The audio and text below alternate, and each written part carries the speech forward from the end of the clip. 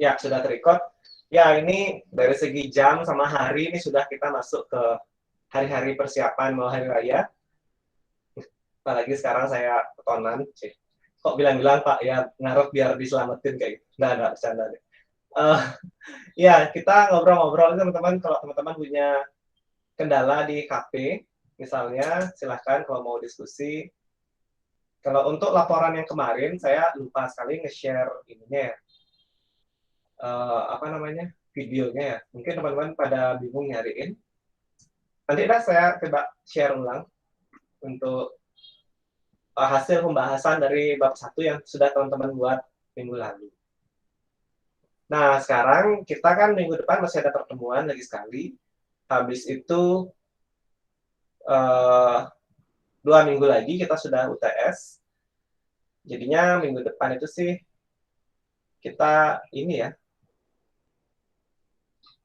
minggu depan kita tidak ada materi terlalu banyak. Jadi minggu depan tuh kita bahas ini aja. Apa namanya?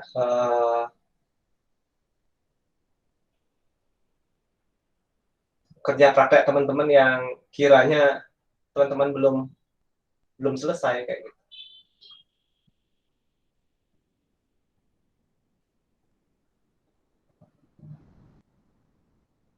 Oke, sebentar.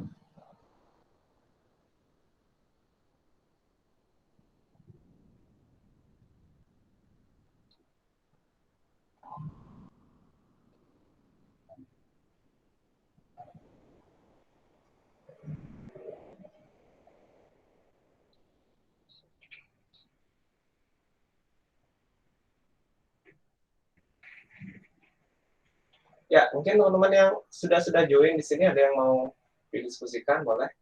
Nanti untuk revisi dari laporan bab 1 yang sudah teman-teman perbaiki, saya akan buatkan ya sekarang di Google Classroom. Sebentar.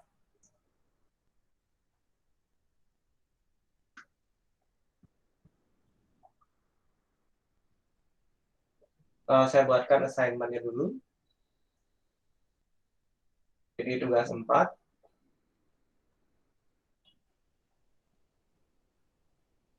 Untuk due date-nya saya set setelah hari raya mungkin ya.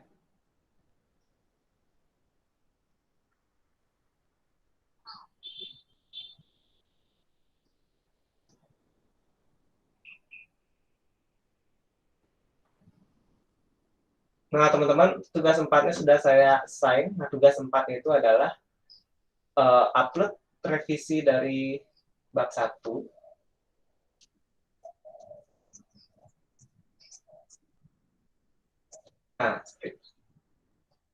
Nah, jadi teman-teman yang kebetulan misalnya belum dikasih, ya sudah ditunggu dulu.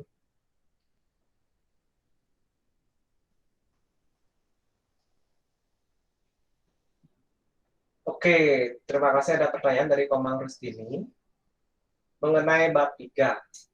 Ya, pertanyaannya bagus sekali. Jadi kalau teori yang dikutip dari jurnal, apakah boleh langsung dicantumkan dalam laporan? Nah, ini dari teman-teman.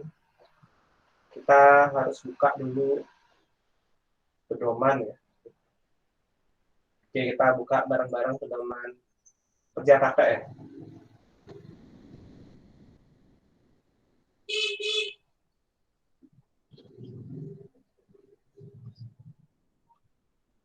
Sebentar, saya share screen dulu.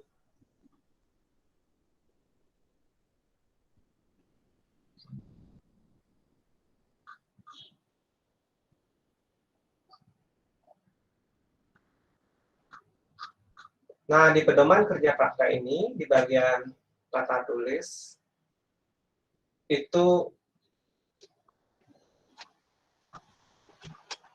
ada ya, sebentar.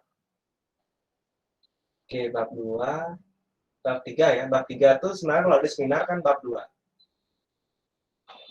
Jadi kerja praktek itu tambahannya adalah bab 2 tentang tinjauan umum perusahaan. Nah, itu harusnya bab yang paling cepat teman-teman kerjain ya. Karena kalau teman-teman sudah settle bab 4-nya harusnya kan sudah settle tempat kerja prakteknya, harusnya sih di bab 2-nya itu sudah aman. Nah, ini teman-teman, ini perlu dibaca bareng, karena saya bisa aja salah. Nih, yang pertama yang teman-teman harus pahami adalah, jadi yang kerangka teorinya itu yang memang berhubungan langsung dengan permasalahan yang akan teman-teman teliti. Jadi kalau teman-teman bikin perancangan, misalnya, ya teman-teman, dan di perancangan teman-teman menggunakan UML, ya teman-teman nggak perlu ngasih dasar teori tentang BFD kayak gitu. Terkadang kan hampir semua dasar teori dimasukkan. Nah, kemudian di bab 4 ya nanti, misalnya menggunakan metode perancangan sistem yaitu waterfall, ya mungkin teman-teman cukup menjelaskan waterfall-nya saja. Teman-teman tidak perlu meringkas satu buku software engineering dari metode waterfall, metode spiral, metode rapid, prototype, itu dijelaskan semua, itu tidak perlu. Jadi cukup ke yang memang diacu berhubungan langsung dengan permasalahan. Nah, kemudian yang kedua, susunannya hierarki secara bottom up yang jelas. Nah, ini teman-teman, subbab ke subbab yang lain itu harus bottom up. Saya nggak paham juga bottom up-nya kayak gimana ya. Tapi yang mungkin dimaksud di sini adalah, kalau misalnya teman-teman menjelaskan tentang pemrograman web, nah teman-teman bisa memulainya dengan subbab, yaitu bahasa pemrograman, jelasin bahasa pemrograman itu apa, terus pemrograman berbasis web, di sebagai subbabnya, atau pemrograman dengan menggunakan Laravel. Nah, itu dulu yang pertama. Kemudian di sana juga ada unsur studi pustakanya itu harus mutakhir. Jadi istilah mutakhir ini ya mungkin 5 tahun terakhir, teman-teman, kalau menggunakan jurnal. Karena kalau di bawah itu, kita anggap itu jurnal yang sudah usang gitu ya. Usang itu maksudnya gitu, teman-teman. Mungkin saja dalam kurun waktu 5 tahun setelah jurnal itu diterbitkan, sudah banyak penelitian lain yang sudah mampu mengembangkan lebih bagus daripada penelitian yang atau jurnal yang teman-teman baca. Nah, selanjutnya untuk mengutip ini, teman-teman, ini pertanyaannya menyambung.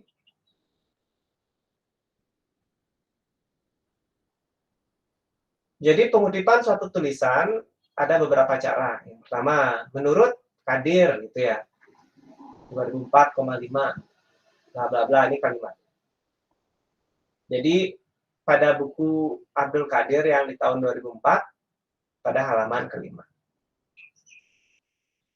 Jadi yang dijadikan nama acuan sebagai kutipan itu nama belakang ya, teman-teman. Itu diingat. Kalau penelitinya atau pengarangnya ada 2 orang, jadi menurut Andi dan Christine. Kalau lebih dari 1 orang, teman-teman bisa pakai kata DKK. Menurut Sofyan DKK. Nah, jika tulisan mengacu pada 2 literatur, maka dipisahkan dengan titik koma. Jadi ini Ban tahun 99 bilang juga kayak gitu. Han tahun 2001 di halaman 200 juga bilang hal yang sama. Jadi kalau 2 hal ini teman-teman kutip hal yang sama ini, teman-teman bisa menggunakan kayak gini. Menurut penelitian tentang ini, dalam kurung 2 nama ini, titik koma, dan selanjutnya. Kemudian kalau ada 1 paragraf yang diacu, lebih dari 1 kalimat, bisa menggunakan cara kayak gini. Dan ini, ya pakai kalimatnya, kemudian mempublikasikan penemuannya dengan judul ini dan menunjukkan, baru disajikan. Dan seterusnya, teman-teman bisa baca. Nah, sekarang balik ke pertanyaannya Rusti ini. Pak, saya nanyanya ini kok penjelasannya panjang. Ya, sabar. Jadi memang hobi deh. Saya hobi memanjang-manjangkan masalah kali. Nah, enggak bercanda. Jadi di sini adalah apakah yang dikutip itu Oke, bab 3, landasan teori. Teori yang dikutip dari jurnal, apakah langsung dicantumkan dalam laporan? Ya, langsung ya. Kalau sudah ngutip kan memang pasti langsung dicantumkan. Mungkin maksud pertanyaannya Bang Rustini adalah, apakah saya perlu mengganti kalimatnya, mungkin seperti itu ya. Apakah saya bisa kopas itu langsung, atau saya perlu ganti dengan kalimat sendiri. Nah, teman-teman, disinilah kita sebenarnya yang paling benar itu adalah kita harus melakukan parafrase. Jadi, dalam riset itu wajib melakukan parafrase. Jadi kita nggak boleh secara serta-merta mengcopy seperti itu sebenarnya. Karena walaupun disebutkan kutipannya di mana, itu tetap aja kita ngopas namanya. Jadi untuk beberapa hal, teman-teman wajib melakukan parafrase. Nah, langsung aja saya ambil. Parafrase itu artinya menulis ulang bagian tertentu dari tulisan orang lain, kemudian menyusun kalimat yang digunakan, aduh apaan sih Iklan? Nah, tanpa mengubah arti aslinya dan tidak menghapus informasi apapun.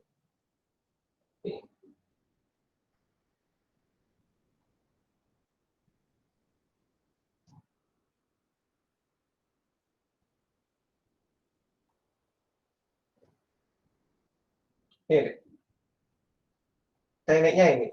Baca teori itu lagi, kemudian catat konsep utamanya, tulis teksnya tanpa melihat aslinya, kemudian bandingkan dengan teks asli, baru buatlah kutipan.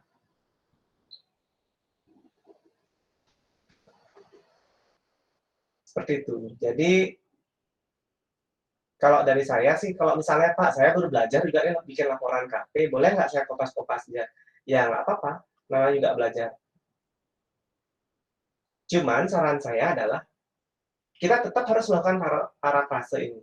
Jadi yang sering terjadi itu ketika membuat bab 2, rata-rata teman mahasiswa itu sedikit sekali tulisan pribadinya yang ada di bab 2, bahkan hampir berparagraf-paragraf banyaknya itu mengkopas dari sumber lain. Jadi ketemu dari buku, benar-benar bukunya dikopas dari A sampai Z-nya.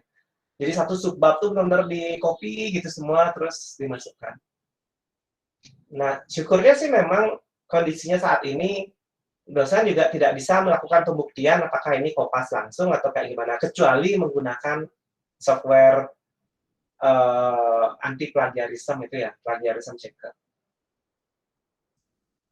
Nah, kalau menggunakan plagiarism checker, itu saya coba contohkan, teman-teman.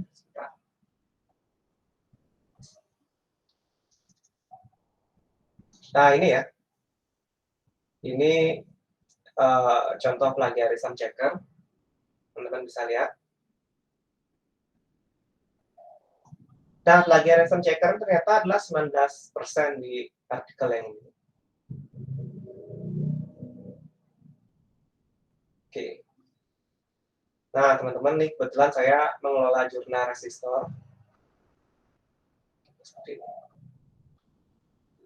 Nah, teman-teman bisa lihat di sini.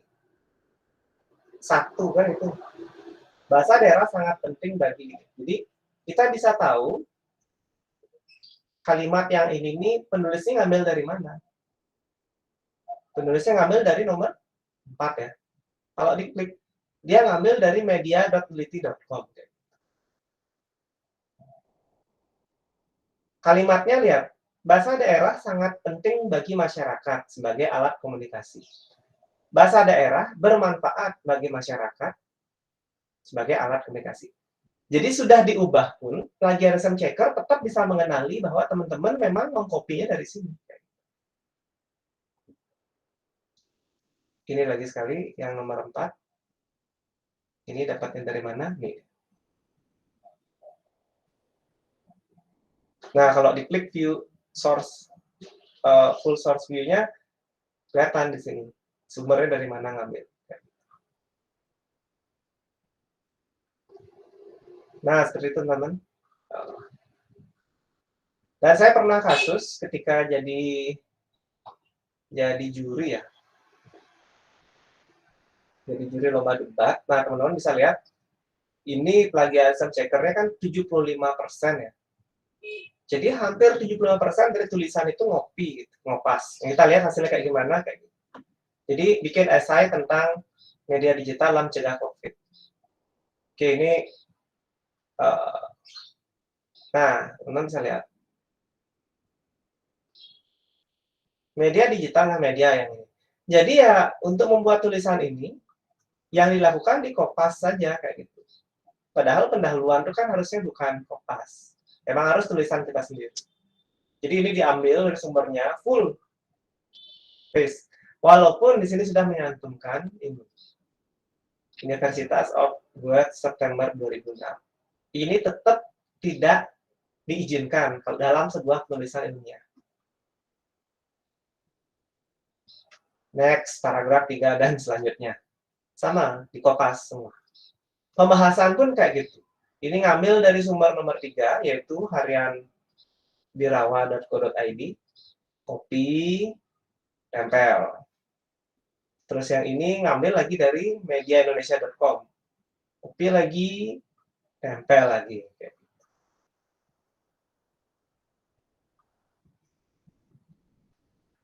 Bayangin, ini juga copy.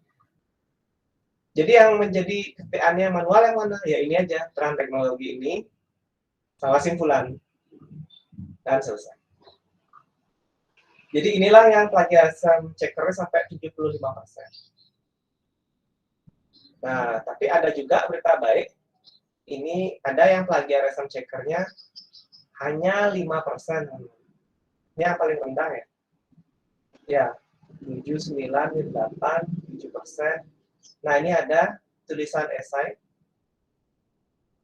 yang plagiarism checkernya rendah sekali, yaitu 5%. Mana dia ya? Nah, ini Smart Labor. Kita coba cek.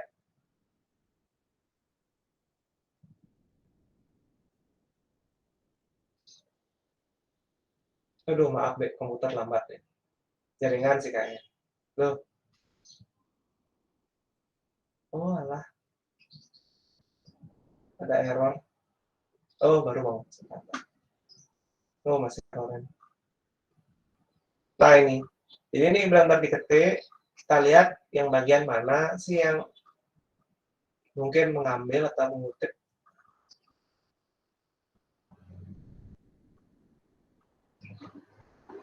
Oh, belum ya, masih loading ya, makanya nggak kelihatan. Nah, jadinya ini kecil sekali plagiarism checkernya, bisa dipastikan ini benar-benar ngetik dari awal. Jadi ngetik, ada informasi, informasinya diparafrase, digali segala macam baru masuk.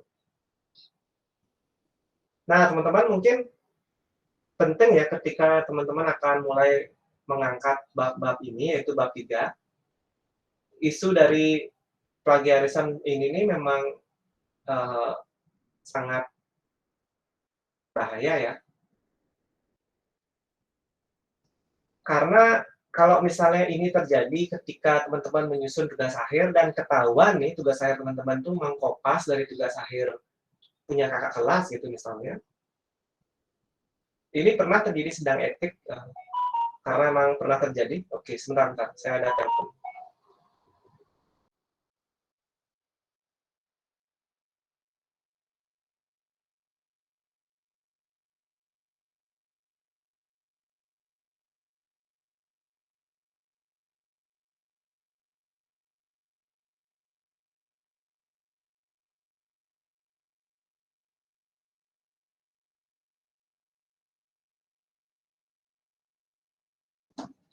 Oke, teman-teman, lanjut dulu. Jadi, nah, itu bahaya, teman-teman. Jadi, kalau sampai ketahuan, itu yang paling bahaya itu adalah uh, gelarnya bisa sampai dicabut. Kan? Jadi, teman-teman harus gini ya, harus mawas diri terhadap plagiarisme. Jadi, jangan sampai ngopas gitu. Ngopas tuh bahaya. Kalau ketahuan tuh benar-benar sidang bisa dibatalkan gitu. Nah, biar tidak kopas, maka di sanalah letak riset. Riset itu maksudnya kalau ngambil dari satu sumber itu kan ngopas gitu ya.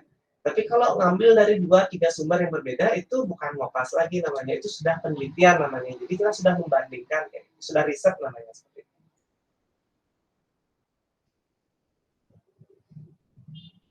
Oke, ada pertanyaan lagi kira-kira teman-teman? Silakan.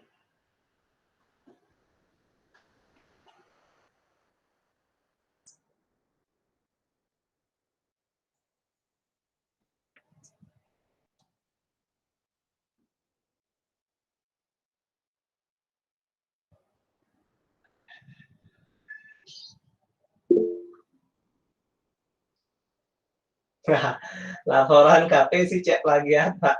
Syukurnya enggak, Dek. Syukurnya enggak. Syukurnya enggak. Tapi nggak tahu ya, kita ke depan kan pingin juga meningkatkan budaya mutu ya. Karena kampus lain tuh sebelum mau ujian, laporan mereka harus mahasiswanya melakukan pengetesan sendiri plagiarism checker dan angkanya harus di bawah 20% baru diizinkan untuk sidang kayak gitu. Nah, kita memang belum, memang kesannya masih serba dipermudah kayak gitu, tapi di titik tertentu kan kita nggak mungkin segalanya serba mudah. Kita nggak mungkin menjadikan daya tarik kampus kita tuh karena apa-apa gampang di sini gitu, nggak mungkin juga seperti itu. Jadi biar kita di posisi yang kompetitif atau bersaing, ya kita harus mutu itu yang kita tekankan. Jadi teman-teman pada saat membuat memang laporan, apakah itu KP ataukah tugas akhir ataukah seminar, strive for excellence itu ya istilahnya adalah kalian akan membuat teman-teman akan membuat sebuah masterpiece gitu, sebuah lukisan yang paling mahakarya gitu. Jadi tolong sekali dicurahkan semua pikiran segala macam, waktu dan tenaga sehingga menghasilkan hasil yang paling bagus yang bisa teman-teman buat. Jadi teman-teman harus doing extra mile, teman-teman harus rajin bimbingan, bingung rajin tanya kayak gitu. Nah seperti itu teman-teman. Nah biar teman-teman tidak bingung sekarang mau ngapain ya, teman-teman boleh coba buat laporannya bab 1, 2, 3 gitu ya nanti ya. Nanti saya akan coba cek plagiarismenya biar teman-teman kebayang gitu. Oh iya gini ya caranya. Terus mungkin teman-teman ada yang pernah nonton di TikTok gitu ya. Pak, saya pernah kalau nonton di TikTok ketemu kok caranya biar tidak plagiat gitu. Padahal jelas-jelas di Kopas, tapi ketemu nggak plagiat. Nah, ternyata spasi-spasinya itu diganti pakai karakter deh. Kemudian karakternya itu diganti pakai warna putih gitu. Fontnya diputihin. Jadinya kan dia menjadi kalimat yang berbeda ya. Kayak ini virus. Ini kan ada spasi di sini. Spasinya diganti pakai dolar gitu misalnya. Jadi virus, dolar, COVID-19, dolar yang terus dolar lagi. Nah, setelah diganti pakai dolar, dolar, dolar, dolar, dolarnya ini diganti fontnya pakai putih. Jadi kan kelihatan kayak spasi. Nah, ketika masuk plagiarism checker, ya nggak kena dong. Nah, itu. Ya, kalau misalnya file yang dikumpul kebetulan PDF kan emang nggak ketahuan ya. Tapi kayaknya ketahuan juga deh kalau itu PDF. Pasti ada sesuatu di sini pasti ketahuan. Kalau dikumpul dalam dokumen berupa doc atau DOCX, dokumen Word misalnya, itu kan langsung kena akal kayak gitu. Nah, jadinya harus hati-hati. Kan biasanya gitu kalau di anak TI kan informasinya banyak nih, nggak cuma dari IG dapat info dari YouTube kayak gitu. Ternyata ada kok trik untuk mengelabui kayak gitu misalnya. Nah, kurang lebih kayak gitu teman-teman. Silakan silakan ada yang mau diskusi lagi. Terima kasih untuk Om Rustini sudah aktif bertanya. Yang aktif dan bertanya deh, nanti ketika saya kasih nilai kan saya ingat langsung oh ya Komang sini, jadi saya nggak ngelihat lagi nilainya, oh ya lulus lah kayak gitu. Kadang-kadang kan dilemanya ketika ini mahasiswa ini rajin aktif nggak ya atau gimana ya, ada nggak ya mahasiswa namanya ini di kelas saya, nah kayak gitu takutnya di sana nanti penilaiannya menjadi kabur kayak bisa nanti. Silakan teman-teman, ada pertanyaan lagi. Boleh.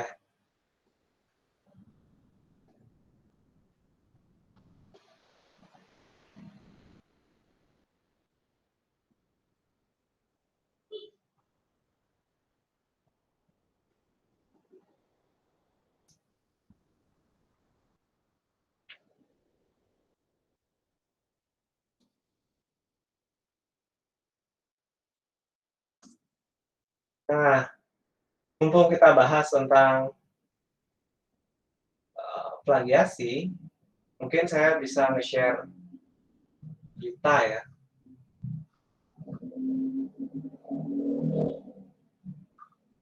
Bahwa juga yang melakukan plagiasi itu nggak cuma mahasiswa.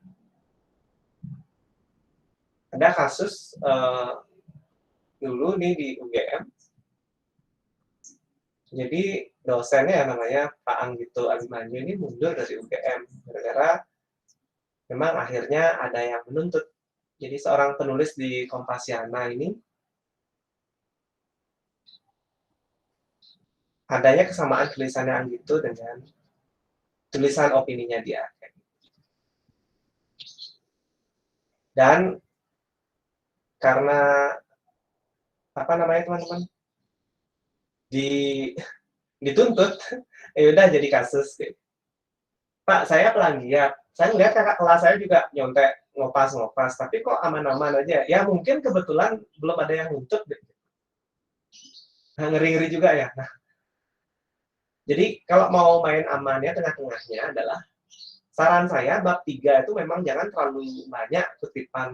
Jadi eh, kerja praktek nanti kalau nggak salah aturan jumlah halaman itu sudah dihapuskan. Aturan jumlah halaman itu dihapuskan karena kerja praktek saat ini teman-teman tidak lagi nyetak laporan di jilid itu sudah tidak. Nah, karena itu tidak dicetak, jadinya teman-teman terbebas dari membuat punggung buku tuh loh. Kalau di buku cetakan itu kan harus dikasih punggungnya. Punggungnya kan ada judul kecil di punggung bukunya itu. Nah, itu kalau halamannya sedikit dan tipis kan susah bikin punggungnya. Jadinya dulu ada kesan biar tebel, yang dibuat tebel itu bukan bab pembahasan, tapi yang dibuat tebel itu adalah bab 2-nya, landasan teorinya, atau bab 3-nya di KP. Itu yang dibuat sangat-sangat tebal. Sehingga bisa membuat ini, punggung bukunya. Nah, kayak gitu. Nah, mungkin saja di case-case tertentu, teman-teman nggak bisa melakukan itu.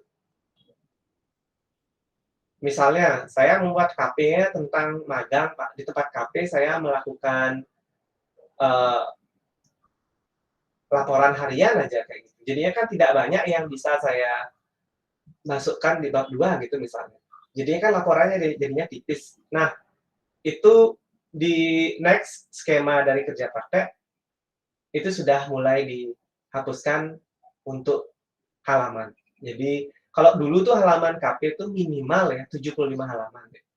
75 halaman itu adalah dari bab 1 latar belakang sampai di bagian kesimpulan. Itu yang minimal 75 halaman. Nah, teman-teman mungkin pas baru buat bab 1, bab 2, bab 3 itu kan kadang-kadang serem ya. Waduh, sampai nggak ya 75 halaman nih, bab 1 aja kayaknya cuma 3 halaman nih, bab 2-nya cuma 2 halaman gitu, bab 3-nya apalagi.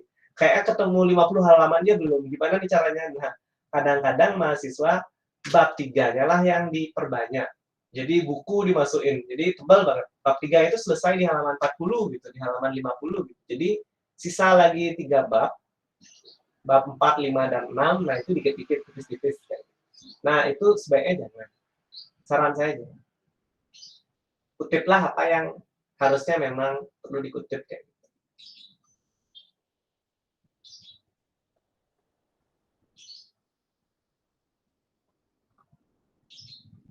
Oke, teman, silakan ada pertanyaan.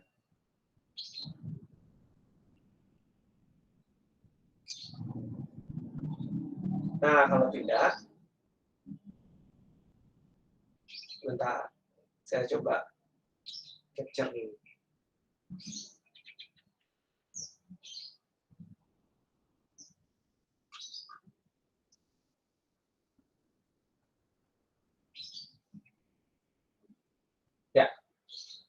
Oke, terima kasih teman-teman. Karena tidak ada pertanyaan, saya akhiri dengan stop recording dulu.